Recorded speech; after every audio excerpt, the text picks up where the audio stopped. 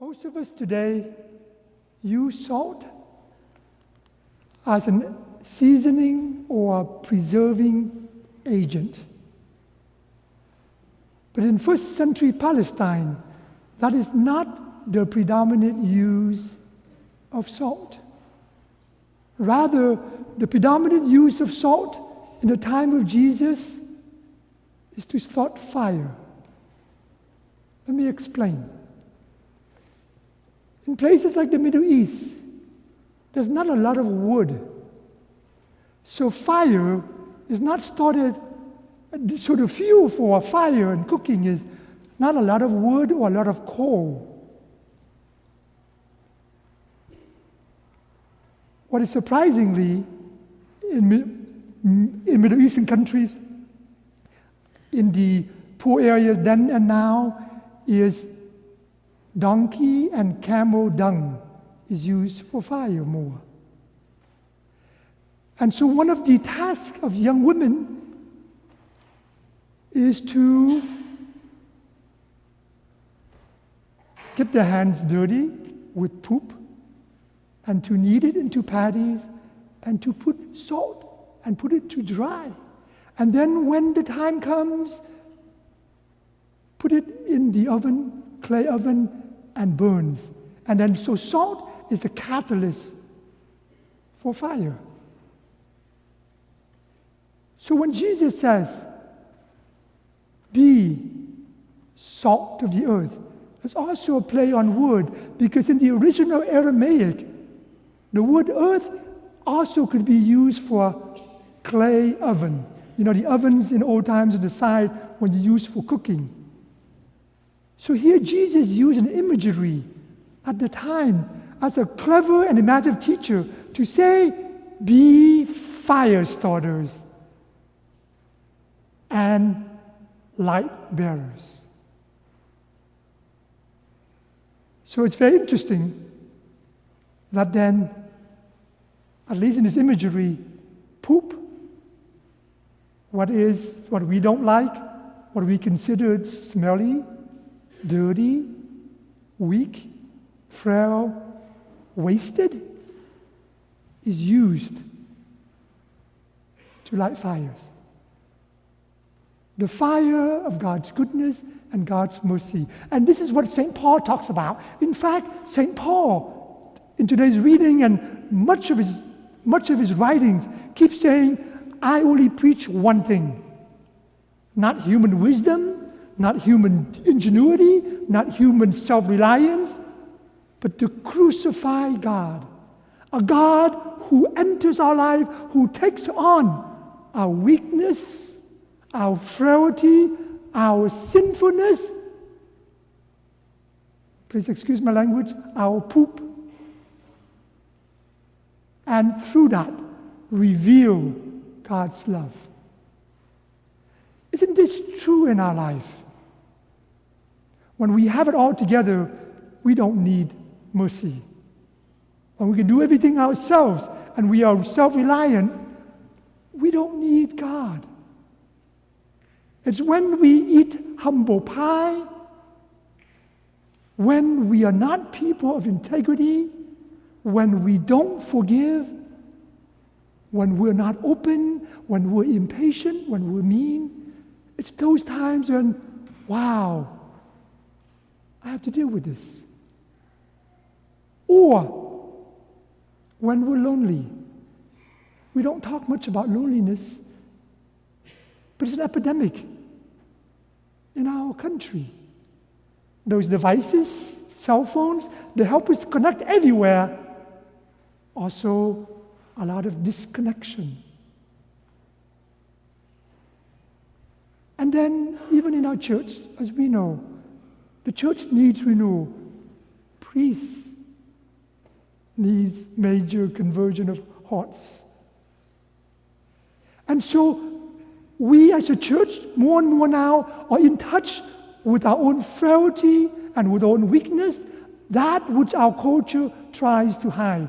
And Jesus says, when he says, be salt and light, allow God to be in your poopy situation. Allow God to be in your mess.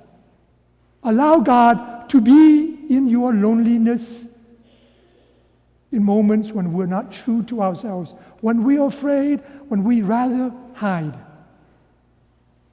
And this is what St. Paul means. I preach a crucified Christ.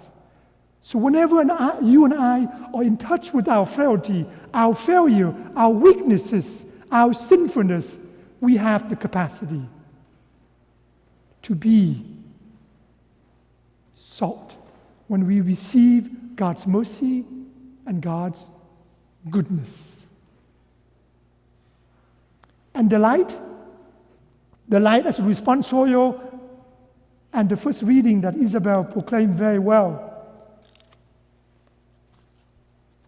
Isaiah says it so well. When you share your bread with the hungry, when you shelter the oppressed and the homeless, when you clothe the naked, light will break forth from you. When you remove from your midst oppression, false accusation, and malicious speech, and bestow your bread on the hungry, satisfy the afflicted, then light shall shine through you. Light doesn't come from us, but light shines through us. I don't know if you've seen Senator Mitt Romney's speech a few days ago. Please do see it. And I bring this up not because of politics, because at one moment, and he basically broke the ranks of his Republican Party and convicted the president of impeachment. As we know, the president is acquitted. And one point, Mitch Romney says this: I took an oath. And oaths were important to me because I'm a deeply religious man. And faith is at the heart of my life. If I go with partisan politics and I don't follow my conscience will accuse me. And then he broke up. He broke down and cried. Now, whether you believe in politics or not, his decision or not, that's secondary. And here's someone who's paid the price for speaking. Just like the other people who spoke up against the president, now they've lost their jobs. But here's a man who followed his conscience. Integrity. Now, we're not Mitch Romney, we're not senators, but our individual lives, we have a lot of opportunity to be people of integrity. For example, if some of our friends make fun of someone who's not there, oftentimes I'm like, oh, I better not speak up because then they'll make fun of me too. And when we don't speak up, what happens? Something dies. Our conscience, our integrity. And then when those white lies, sure, 1, 2, 3, and then we build up, and then now becomes a whole conspiracy of hiding. And saying sorry to people in our families, something not easy even for husband and wives. We have a lot of opportunities in our day to be true to our conscience, to be this light. And it's true when you and I are not that, then it's good for us to say, Lord, I'm sorry, I was a poopy head today. Would you forgive me? Will you help me? So being salt and light, sometimes mean being like Mitch Romney.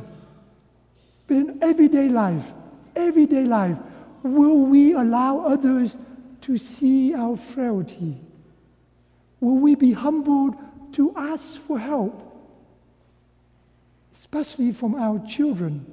Or from someone in our family, we're like, if I ask for help, I give them an inch, they're going to give me a mile. Yes, it's true. It's true that people take advantage of you. It's true when we love, we will be hurt. But you know what? If you don't want to suffer, don't love. The nature of loving will expose ourselves to being hurt by people we love. And so, my sisters and brothers, on this 5th Sunday of Ordinary Time, Jesus entreats us to be the salt that starts fire, and the light that shines the goodness and integrity of people, even though we cannot say, like Mitch Romney, that my faith is at the heart of my life.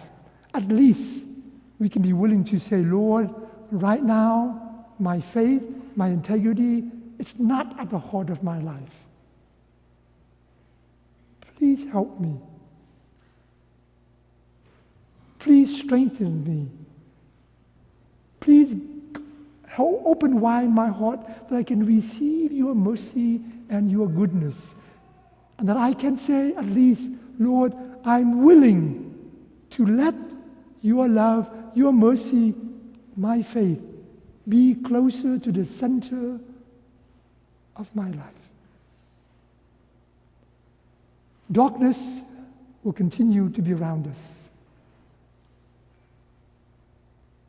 I'll close with a story. A story from a rabbi who teaches by asking questions, and he asks his disciples this question: how do you know when the night has passed and the dawn has come? And then one of his disciples says, well, when there's enough light for you to look and distinguish between an oak tree and a fig tree. And another follower said, well, when there's enough light that you can look and distinguish between a sheep and a goat. And then the rabbi master shook his head and said, close.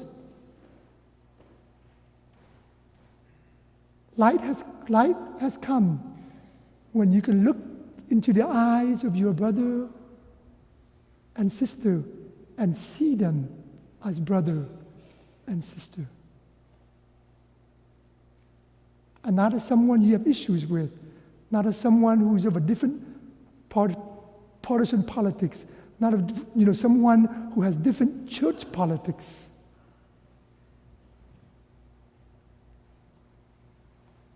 When we can look into another person's eyes and be willing to see the face of God, the face of a brother or sister, maybe in pain, maybe in a bad situation, yes, then light has come upon us.